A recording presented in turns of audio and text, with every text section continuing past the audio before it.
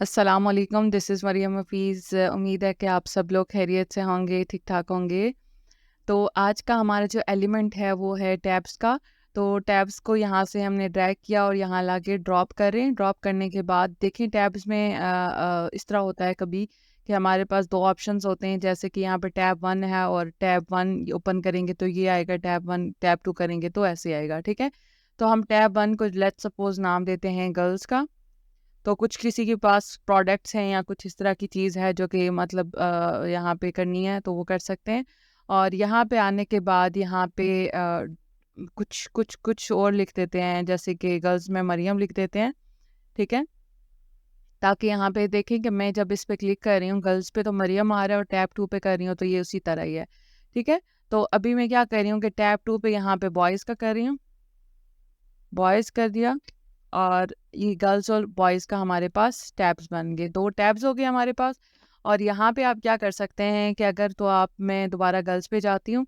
Girls पे जाने के बाद अगर आपने यहाँ पे कंटेंट में यहाँ पे कोई ये मीडिया ऐड करना है, लेट्स सपोज़ यहाँ पे मैं यही वाली पिक्चर कर देती हूँ और पिक्चर की तो पिक्चर मेरे पास इस तरह आ गई। आपने क्या करना है, मैं चाहती हूँ कि इसको रिमूव करके मैं बिल्कुल इसके नीचे ले आऊँ, मरियम, ठीक है? लेकिन इसका थोड़ा-सा एक चीज़ ये है कि हम इतना ज़्यादा यहाँ पे जो टैब के अंदर जितनी चीज़ें हैं उसको इतना ज़्यादा हम उस उतना अच्छे से एडिट नहीं कर पाते, ठीक है? कर सकते हैं लेकिन इतने अच्छे से डिज़ाइनिंग नहीं हो पाती यहाँ पे।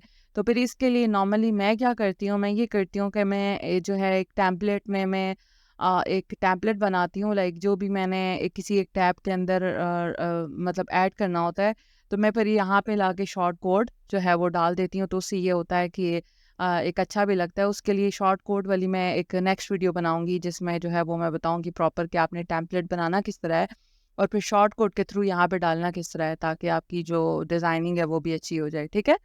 तो अभी हम लोग जो है ना बहुत बेसिक कर रहे हैं। तो यहाँ पे हमारे पास गर्ल्स में ये आ गया और बॉयज़ में हमारे पास ये था, ठीक है?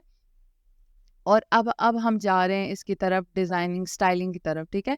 सॉरी, यहाँ पे हमारे पास एक और ऑप्शंस है कि यहाँ पे आप लेफ्ट अलाइन कर रहे हैं, ये जो टैब्स हैं आपके राइट अलाइन कर रहे हैं, जिस तरह भी करना चाह रहे हैं, ठीक है?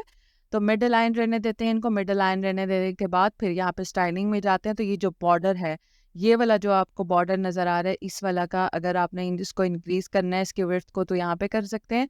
और इसका कलर लेट्स सपोज़ मैं ब्लैक कर रही हूँ या कोई भी आप कलर चूज़ कर सकते हैं, ये कर लेते हैं। और फिर बैकग्राउंड कलर भी आप रख सकते हैं, ये देखें, ठीक है? लेकिन इसको वाइट ही रहने देते हैं।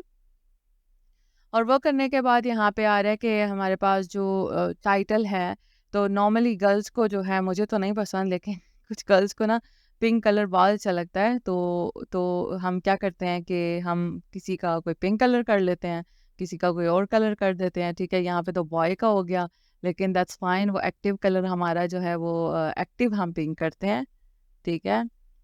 तो क्योंकि ये अल्टरनेट जाएँगे तो वैसे बॉयज़ वाला भी पिंक हो ही जाएगा, नहीं?